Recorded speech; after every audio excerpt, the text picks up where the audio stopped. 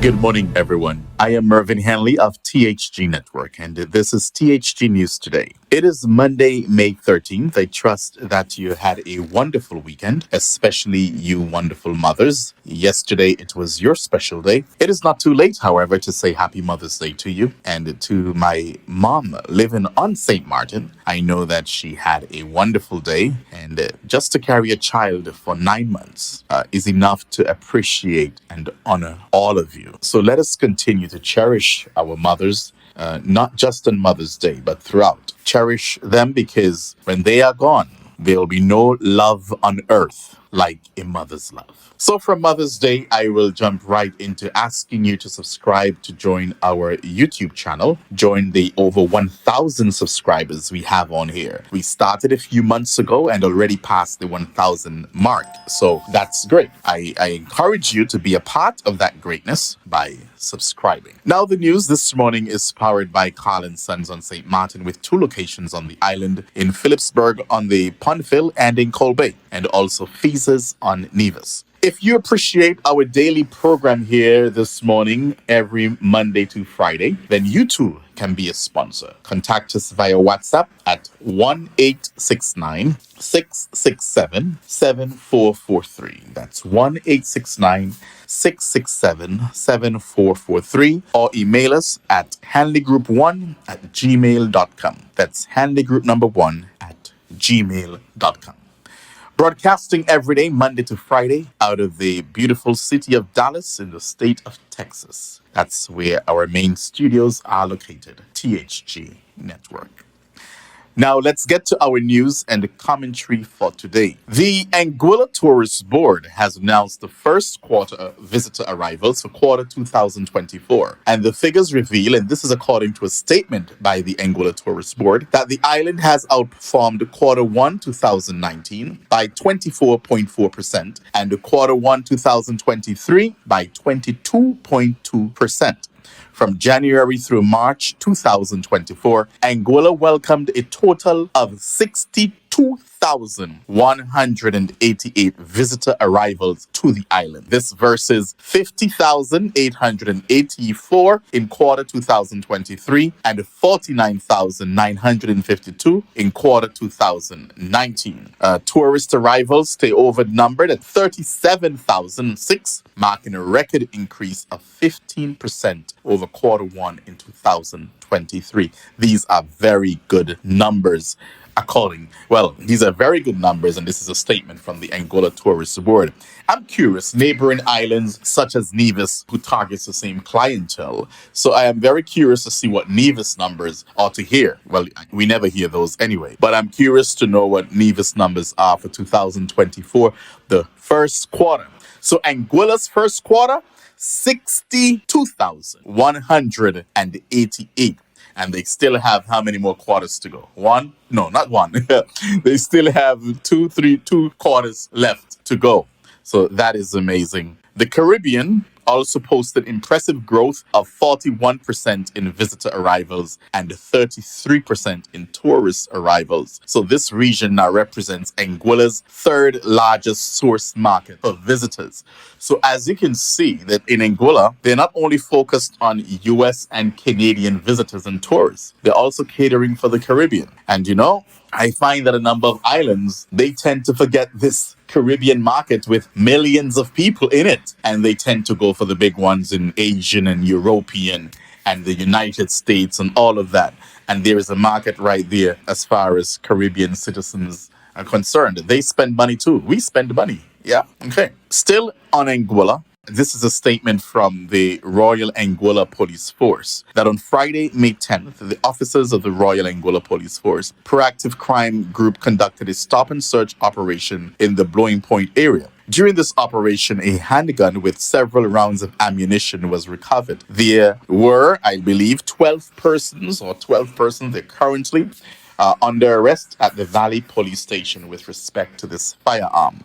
Now, 12 persons, follow me carefully, 12 persons arrested over one gun. I guess you don't know who the gun belonged to, so you just pick up 12 guys. Some were just there eating. There was an eatery next door, and some of the guys, they just walked over to eat, and the police just came and took up these guys. Now, something about this sounds off, because I read the statement, the press release on social media, on Facebook. And as soon as I was about to reach out to our resident attorney and an Anguillian attorney, Nakishma Rogers, I saw her comment in response to the police's statement. And so I decided to reach out to her, not just to give a 1-minute comment, but I preferred commentary on all of this.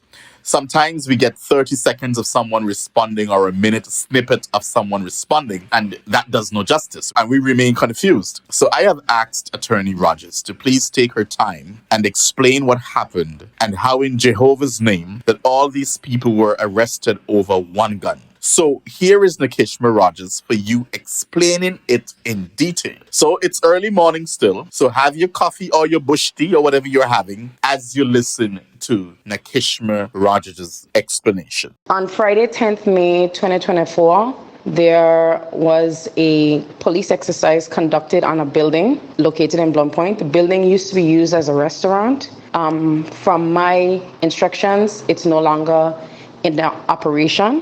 There is an eatery immediately next to this building where the police conducted the search and recovered a firearm. It is a very good indication and excellent police work that they were able to act on intel and recover a firearm. But in carrying out their duties, there would have been, in my opinion, some overreach. And I'll explain why I termed it overreach when I addressed them on Facebook, because I responded on Facebook, and the comment that I left on Facebook would have reflected instructions that I received from my clients, which I then sent in a message to the investigating officer. And based on what he responded to me, it would appear that he confirmed those instructions. And so I was a bit appalled, because if you're going to conduct an exercise, but you're in a public space, essentially, it is a bit excessive to just round up everybody that was sitting, even people sitting on the outside. So it wasn't just everyone inside of the building, but persons sitting outside eating. I had one client, for example, instructs that they had food in their hand and they were exiting the establishment. They were rounded up as well. They were held overnight. That smacks of overreach. And my thing is, after you would have taken everybody to the station, and it's essentially an arrest. It's not like they had the freedom to leave. They were under arrest. But given the circumstances, what I would have hoped that the police would have at least tried to do is process these people as quickly as possible and have them released the same night. And so, yes, you want your fingerprints. The law here in Anguilla allows them to take certain intimate samples. They can get it by court order, so most people just go ahead and cooperate. But you try to incur as little on the freedoms of persons who you know may very well be innocent. So you round up 12 people. You know all 12 people are likely not involved, and you hold them overnight. That is a serious overreach in my view. And there wasn't any expediency that the police were moving with, considering the fact that most people were claiming to have no idea that a firearm would have been in this building. Mind you, none of these people reside at the building, own the building. They just happen to be there using the space. Most of them hang out to eat, especially the ones that would have been on the outside of the building who were also rounded up. And I have another message from another officer confirming that some of the persons immediately outside of the building were also arrested. And so I addressed it on Facebook because I was becoming very frustrated. I have a background as a prosecutor, and in those circumstances, advising police, you say, listen, we don't want a situation where we're being sued.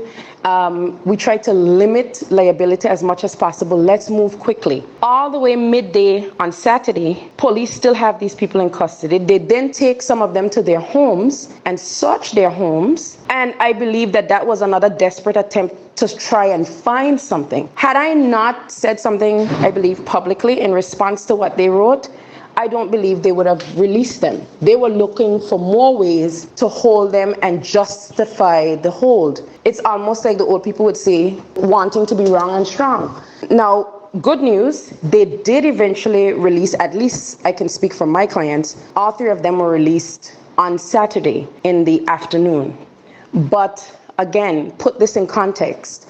That is almost 24 hours of your life held in custody, your freedom restricted, and most of the persons there likely had no idea what was happening and had no idea that a firearm would have been in that building. And I want to just give an example. Let's say you're at a social event or you're just hanging out. Here in the Caribbean, we do that all the time. We sit down on a step, we sit down wherever, and we eat. The idea that you could be arrested in those circumstances is scary. Thank you for the opportunity to clarify the statement I made on Facebook. I didn't retract it because, like I said, I have something in writing from an officer that seemed to confirm the instructions that I got from my clients. Whether that was an error on his part or not, I can understand how it would be easily confused given the circumstances. But in all fairness to the police, I want to know that I've been contacted and I've had discussions with another officer. I want to say that based on what the other officer said, who provided more details, to be fair, it would appear that nobody at the eatery next door was arrested or searched, but the eateries are the two buildings are very close, and persons who patronize the eatery that is in operation usually go over by the building that's no longer in operation and they sit either inside or outside. That is what I was instructed. The police officers are saying they only arrested those persons who were within and outside the building, including persons who were outside the building just eating. And I think that in those circumstances, the police should have moved swiftly to do whatever they needed to do to verify the owner of the gun. And they didn't do that. I think they just made a very bad and poor decision on executing their duties. And then they just doubled down on it. And then they took people to their houses to search, to kind of find something to justify the hold. That is just, and that exacerbates any claim that is forthcoming from what happened on Friday. I will let them know, like I did the officer that I spoke to. I said, listen, this exacerbates damages. This doesn't mitigate. You should have already released these persons because you know you're not in a position to charge anyone. So if you're not in a charging position, you're still going to await the results of whatever forensics. You need to release these people as soon as possible because you know in the circumstances, most of the people you have in custody are not guilty. Why in those circumstances would you traumatize people and hold them unnecessarily? I mean, even if you as a police officer believe that these people are guilty, that is not what the law provides. The law provides that you still have to act within the confines of the Constitution. We all do. And I don't think that they did that on Friday. And we'll see where it goes from here. I don't have any instructions to pursue this beyond what happened on Friday, but I wouldn't be surprised if it is pursued beyond what happened yesterday. So thank you for the opportunity to provide some clarifications, and I always appreciate THG Network for covering important things happening in Anguilla. Thanks, Mr. Rogers, for that. I believe now we get it. So this means that I can be a visitor to one of the islands enjoying my vacation, and the gun is found in the vicinity where I'm at. And police will arrest me because they found a gun and I was one of the persons in the area? Really? No. That definitely won't slide. I think by then I'll be able to retire by the time I am done with the police. I mean, that is crazy. And she alluded to that this happened in some, other Caribbean islands. No, you can't do that. So somebody going to spend a night or two on a hard bench or cold bench or whatever it is because they were in an area? That's not fair. That is not fair. And speaking of guns and ammunitions and all of that, let's go to St. Kitts and Nevis with some news. Following the successful passage, according to the SKNIS Government Information Service, of the Firearms Amendment Bill 2024, Prime Minister the Honorable Dr. Terence True, in his capacity as Minister of National Security, announced the commencement of a gun amnesty on St. Kitts and Nevis, effective Friday, May 10th, 2024. The gun amnesty allows for persons to voluntarily surrender illegal firearms firearms and ammunition to the nearest police station. During the May 10 through 25th, 2024 amnesty period, persons with these illegal weapons can do so without fear of prosecution. You can contact any police station in either St. Kitts or Nevis, preferably the one closest to where your firearm is. Inform a police officer, whether on duty or not, of your intention to surrender the firearm and ammunition to that station. You can also deliver the firearm to any attorney at law who must similarly contact and then surrender the firearm and ammunition to the closest police station, Prime Minister Dr. Drew said, while further explaining that any person surrendering a firearm during this period will not be required to disclose their identity or any other information. In this regard, the Honorable Prime Minister made a strong and passionate plea to family members, friends, and loved ones of persons who are in possession of illegal firearms to seize this opportunity presented to them through the amnesty period. To those who might be the partners, if you are knowingly allowing your significant other to keep illegal guns and ammunition, then now is the time to talk to them and take advantage of the gun amnesty to turn in their guns and ammunition, Prime Minister Drew said, while reminding the public that the penalties for being caught with illegal weapons have been significantly increased. The Firearms Amendment Bill 2024, in part, increased the maximum sentence for the possession of illegal firearms to up to 40 years with a maximum fine of 500,000 EC dollars. Prime Minister Dr. Drew said the government is doing all it can to facilitate persons desirous of making important lifestyle changes through legislative and policy measures. He noted that the onus is now on these individuals to make that conscious decision. Speaking directly to the perpetrators of these crimes, Prime Minister Drew said, "After today, it is your conscious choice to whether you want to continue to carry illegal firearms and risk spending the majority of your life away from your friends and family, or will you decide to become a valued contributor and a productive member of our society and give up the life of gangsterism and guns?" Okay? Now, I am all for gun amnesty. And for most of it, actually, most of the statement and what the Prime Minister said, I'm all for most of it. I support the administration in this approach. And notice I say most, because there is one part I am uncomfortable with. And I think it is very unfair that we ask these thugs to bring in their handguns. No questions asked. And this is not just for St. Kitts and Nevis, but other Caribbean islands who have used a similar approach when it comes to amnesty, gun amnesty. So you're telling me that the one of these guns can be a gun that was used to murder someone, and they can bring in that gun without asking any questions? No questions asked. So what about justice for the victim's family? What about this person, this murderer, paying for his or her crimes? We cannot allow the criminals to win the war on crime. And I believe that this part of the amnesty makes them a winner. You know, I just cannot wrap my head around this thing about bringing your guns, no questions asked. I don't know. Maybe somebody out there, maybe you can help me, because I don't get it. Nah, not that part. But it is what it is, at least for now. And we'll see how that goes. I had a story, probably I'll bring it tomorrow, regarding the British Virgin Islands, where the flooding caught everyone off guard, including the director of disaster. But can we have that on the screen? You see what's happening here. This is the British Virgin Islands.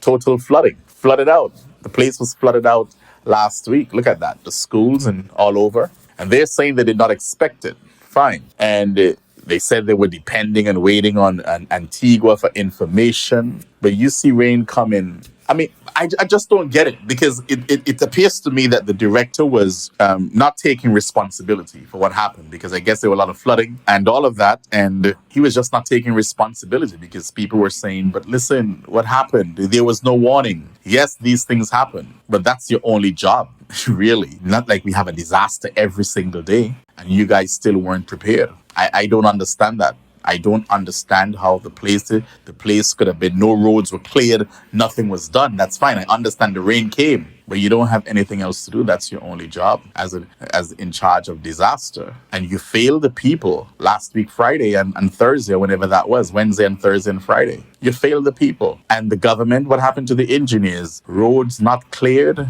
It was just a whole mess. How unprepared can you be? We're getting these storms every year, and they're getting more and more severe. And you're not prepared, and you're not willing to take responsibility, and you want to blame the Antigua Met Office, say that you depend on them for the information. So why are you head of disaster? You're the weather expert and you're all of that, and you did not prepare your people for this. There is absolutely no excuse. And that is why Caribbean countries, they have drills around so that when things happen, even though you're unprepared for it, you didn't expect it, that you are still prepared for it. Because you have drills, you have tsunami drills, you have fire drills, you have St. Kitts and Nevis had a drill the other night, even though they were attacked on social media for it, when the lights went out and all of that. And how do you perform when these things happen? You have these things. So BVI, come on, you guys need to get it together. Not again, not this kind of. Can we see on the screen again one more time, please? Look at that. Yes, you have this. An act of God, we call it. But the people say, the head of the disaster, they say they weren't prepared. They weren't prepared for it, so it just happened. Okay, so tomorrow rain comes and you're still not going to be prepared for it. And that's going to be your excuse all the time. So why are you getting paid $10,000, $15,000, whatever you're getting paid a month, US? Ladies and gentlemen, that is our news and commentary for today. I am back here with you tomorrow, God's willing, at 6 o'clock for a similar presentation. The news, of course, was sponsored by Carl & Sons on St. Martin and Nevis on Nevis. Do join me again tomorrow morning. God bless you.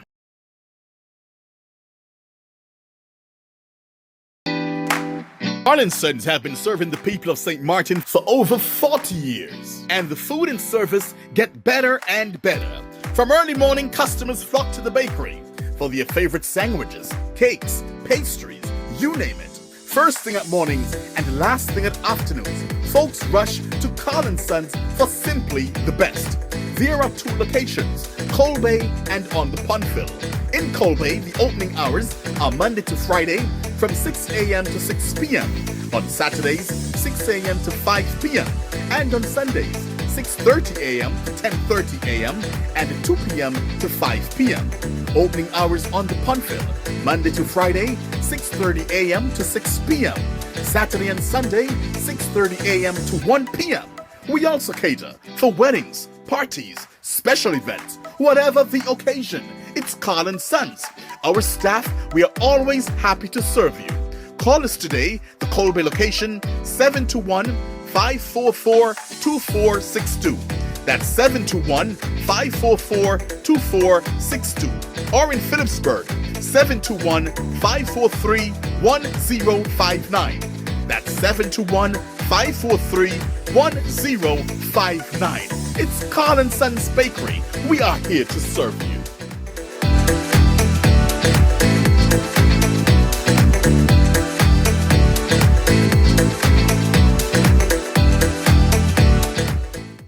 Nevis, satisfy your sweet tooth at Feases, the cozy spot in Charlestown, known for its mouth-watering ice cream and dal parade. We are open Monday to Saturday, 8 a.m. to 5 p.m. Come in and sample our patties, sandwiches, air-fried wings with fries, hot dogs, rotis, and now our famous smoothies, in all flavors of course. And don't forget to try the famous bus-up shut and saltfish. It's Feases, located at the entrance to the Cotton Jewelry Mall in Charlestown, Nevis. They're also available by phone, so place your order by calling 1-869-665-2458. Don't ask about the rest, just try the best.